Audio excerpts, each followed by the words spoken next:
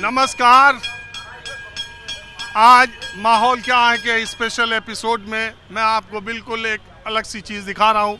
अगर आप कोलकाता कभी नहीं आए हैं, अगर आए भी होंगे, तो ये मेरे पीछे जो आप ट्राम देख रहे हैं, ट्राम ट्रेन पता नहीं कब बंद हो जाए। ये हेरिटेज ट्रेन है। 1873 में पहली बार शुरू हुई, तब घोड़े से चलती थी, और 1902 से ये फिर बिजली से चलने लगी। और अब कोलकाता में एक एसी ये ट्राम है, 6-7 नॉन एसी ट्राम है। तो ट्राम का सफ़र आज मैं आपको कोलकाता में दिखाता हूँ। इसके इतिहास के भी बारे में बताऊंगा, इसकी सुविधाओं के भी बारे में बताऊंगा। रविवार का दिन है तो मैंने सोचा सियासत से अलग कुछ SIR और सियासत की बातें भी करेंगे। लेकिन आज मैं पूरा, कब ये बंद हो जाए इसका कोई भरोसा नहीं है। एक ज़माने में कोलकाता में 300 ट्राम ट्रेनें चला करती थी, अब 6-7 नॉन एसी चलती हैं और एक एसी चलती है। तो ये एसी ट्राम है और इसका सफ़र हम शुरू करते हैं। चलिए।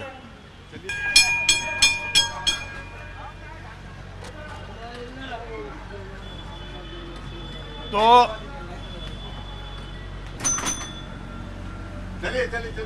देखिए, एसी ट्राम है और यात्री के नाम पर 20 रुपये इसका टिकट का किराया है।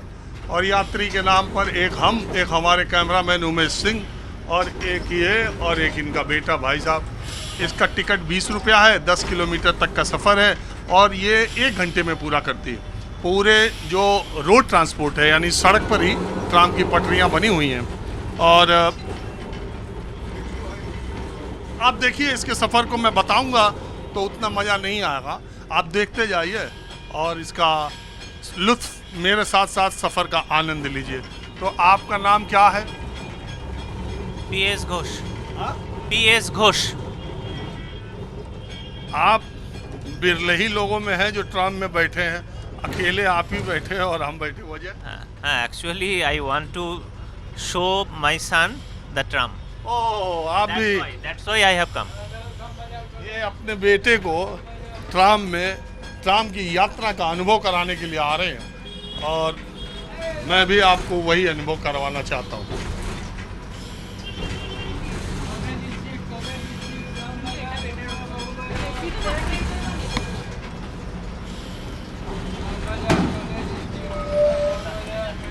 जैसे बस में सवारी लेने और ढोने के लिए आवाज़ दी जाती है, वैसे ही यहाँ, लेकिन ट्राम में बैठने वाला आप कोई दिखाई नहीं देता।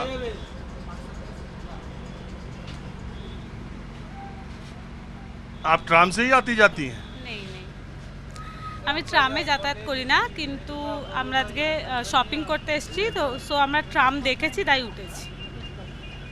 ट्राम देखने के लिए बैठी हो? ট্রাম দেখতে পেয়েছি তাই উঠেছি। अच्छा, एसी देख ली तब? नहीं, हिंदी में बोलो। हिंदी नहीं आता है हमको हिंदी नहीं आता है। थोड़ा बहुत बोलो। हमको हिंदी नहीं आता है। आपको आती है? ट्राम चल रही है, ट्रेन चल रही है। और ये सामने देखिए, ड्राइवर साहब जरा हटिएगा। ये स्कॉर्पियो एक वकील साहब खड़ी करे हुए थे ट्राम के उस पे, जिसकी वजह से ट्राम को खड़ा होना पड़ा। दुनिया में ऐसा नज़ारा कम ही देखने को मिलेगा जब ट्रेन की पटरी के सामने 4 व्हीलर खड़ी हो और ट्रेन खड़ी हो जाए।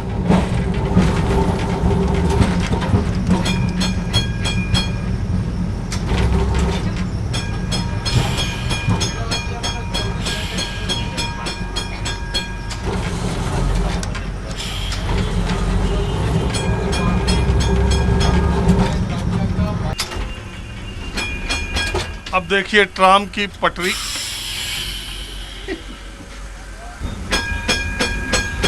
मैंने आपसे कहा ट्रेन ऐसी आपने कहीं देखी है?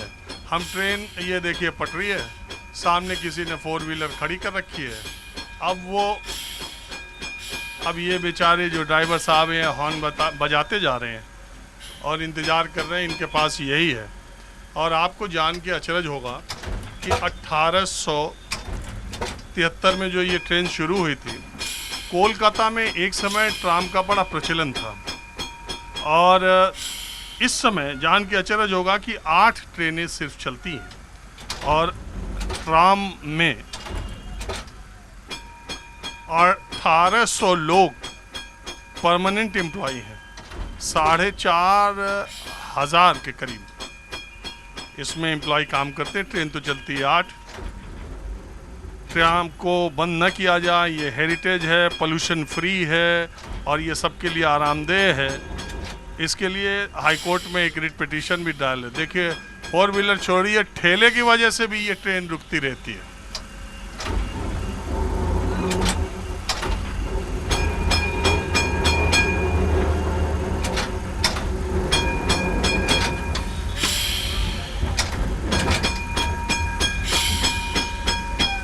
मेरा इस ट्रेन को दिखाने का मकसद ये है कि शायद आप कोलकाता कभी ना आए हों या आए भविष्य में, और अगर ये ट्राम बंद हो जाए तो ये जो हेरिटेज चीज़ है, जो कोलकाता, आपको मालूम है कि अंग्रेज़ों ने सबसे पहले कोलकाता का विकास किया। यहाँ की गलियाँ आप देखेंगे सब उन्हीं के नाम पर हैं, ज़्यादातर रोड्स उन्हीं के नाम पर हैं, सबसे पुराना शहर है। तो ये जो चीज़ें थी वो ख़त्म हो जाएंगी। मैंने सोचा कि आज मैं थोड़ा आपको ट्राम के बारे में ही बताता हूँ सफ़र में, आगे थोड़ी थोड़ी चीज़ें। अब देखिए एक और गाड़ी खड़ी है और हम खड़े हैं। वो गाड़ी चलेगी तब ट्राम चलेगी।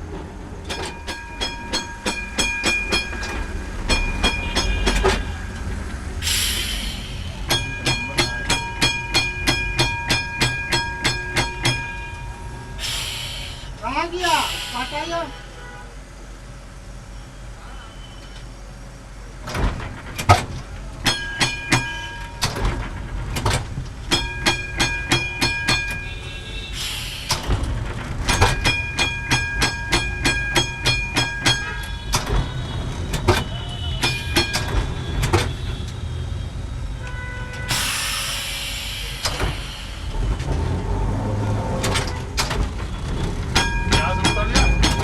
ना ना, नहीं सुधरिएगा।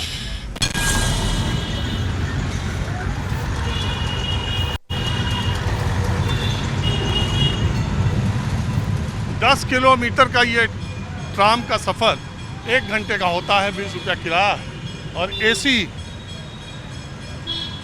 ये बस है।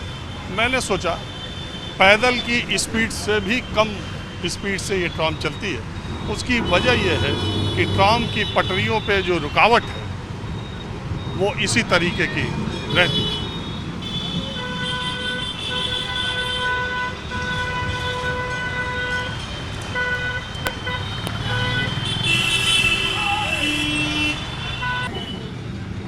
अब ये देखिए एसी ट्राम से उतर के अब मैं नॉन एसी ट्राम में घुस रहा हूँ। ये भी आ गया। इस डब्बे में लोग ज़्यादा हैं, इसमें चढ़ते हैं।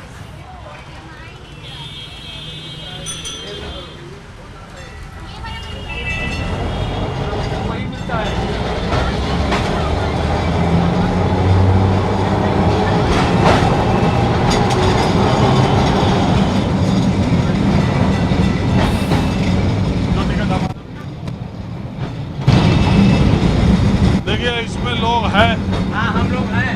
नमस्कार नमस्कार महाराज। नमस्कार। ये देखिए इसके पंखे देखिए। कितने शानदार हैं, ये सब जानदार हैं।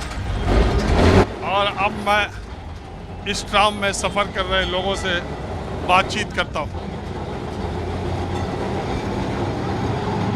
बोले सर, आपको तो हमेशा हम लोग देखते हैं, मतलब you are the true journalist from the core of heart. I am telling you, impartial your journalism we are seeing. अरे नहीं प्रैक्टिकली स्पीकिंग। बहुत शुक्रिया। Sir, India needs journalists like Rajiv Ranjan. Not preaching. No, sir. Please, No, I'm बहुत not ज़्यादा हो preaching. No, not from the core of the heart. I am telling you, you are the true journalist, and India needs. There are few only. अच्छा ठीक। हाँ। अब आ जाइए मुद्दे पे। बोले सर। ये ट्राम में अभी तक आप लोग सफ़र करते हैं, इसकी क्या वजह? एक भावनात्मक लगाव। भावनात्मक लगाव है, ये प्रेम है सर यहाँ का। ये हमारी ओल्ड हिस्ट्री है यहाँ की। मतलब आदमी इसको दिल से चाहता है कि यस, लेकिन इसको ख़त्म कर दिया लोगों ने। इसका ट्रेवल करिए, आपको बड़ा आनंद आएगा। कोई भीड़ देख रहे हैं कहीं, आराम से आप चल रहे हैं। मैं 80 साल का हूँ सर, 80 ईयर्स में ऑफ माई एज 80 years। लेकिन देखिए कोई तकलीफ है, बसों में जाइए धक्का मुक्की, ये ओल्ड हिस्ट्री है वेस्ट बंगाल के कोलकाता की सर।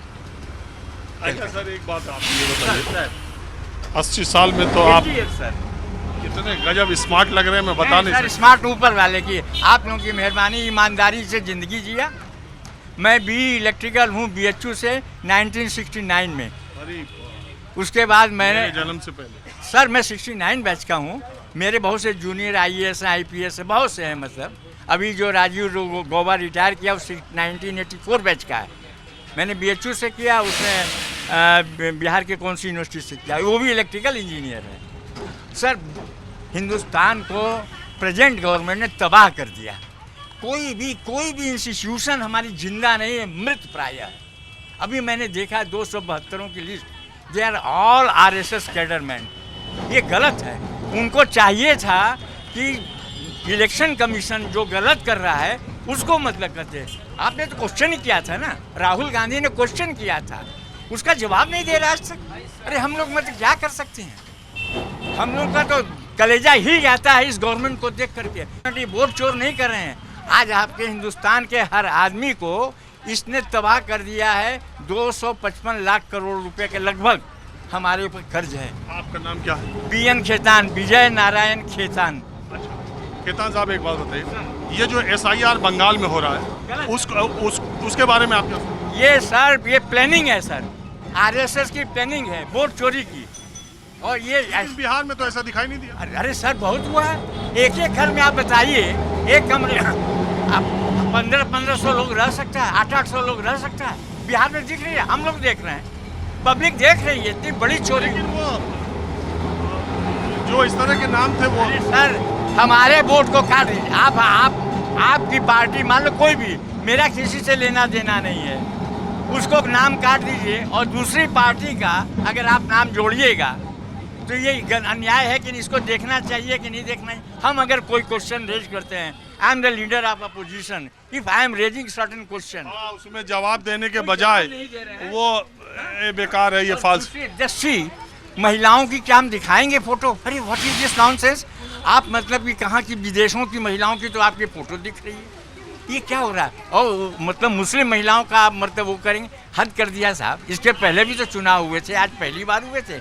हम लोगों ने सेशन को भी देखा है, हाँ मूली गाजर की तरह चाट जाते थे।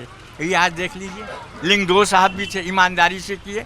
अगर यही नरेंद्र मोदी उनकी क्रिटिसाइज करते थे लेकिन उन्होंने पलट के जवाब नहीं दिया, आज का देख लीजिए। इनको दंत विहीन है ये हमारा चुनाव आयोग, और इनको बचा रहे। क्या दरकार है आपको बचाने की? ये गलती भी करेंगे, मतलब आप चाह रहे हैं। लेकिन SIR पे पश्चिम बंगाल में तो ऐसा कोई दिखाई नहीं दे। सर यहाँ बहुत गड़बड़ है, लोग आत्महत्या कर रहे हैं। BLO पे इतना दबाव है कि आप इसको मतलब काट दीजिए, इसको काट दीजिए, वो क्या करेगा? अभी एक लेडीज ने अभी आत्महत्या की है कुछ दिन पहले, बंगाल में ही की है सर, बाहर नहीं की है ना। तो क्या ये बुलबुला एक नहीं है सर, आदमी के अंदर में आक्रोश है। इलेक्शन कमीशन के अधिकारियों में, कर्मचारियों में रोष है, जिसको कि गवर्नमेंट दबा दे रही है अपने ताकत के बल पे, अपने ताकत का मिस यूज कर रही है, गलत बेजा इस्तेमाल कर रही है, जो नहीं करना चाहिए। लोकतंत्र की हत्या हो रही है सर। मेरे आप कह रहे हैं, वो कह रहे हैं कि अब सही हो रहा है, बांग्लादेशियों को निकाला जा रहा है, घुसपैठियों को निकाला जा रहा है, तो इससे विपक्ष को इससे नहीं निकाले नहीं जा रहे हैं। ये मतलब अपने वोटरों को बसाया जा रहा है। मैं कलकत्ता में बता रहा हूँ, बेलूर में चले जाइए, ये अब चुनाव आ गया, एक एक मकान में, एक एक कमरे में 100 लोगों का मतलब मिल जाएगा आपको बेलूर में। मैंने दिया भी। असल में क्या है, जितने भी अधिकारी लोग हैं वो सब करप्ट है, बिके हुए हैं। इस वजह से ये ममता अकेली क्या करेगी? भले इसको कहे कि ये मुसलमानों की, वो ऐसा नहीं है, वो हिंदुओं, ये सेकुलर माइंड है, ना हिंदू ना मुसलमान। वो कॉन्स्टिट्यूशन को, वो पढ़ी लिखी एडवोकेट है, वो चाहती है संविधान लागू हो, और ये चाहते हैं कि हमारा मतलब मनुस्मृति लागू हो। बस फर्क यही है अंदर में।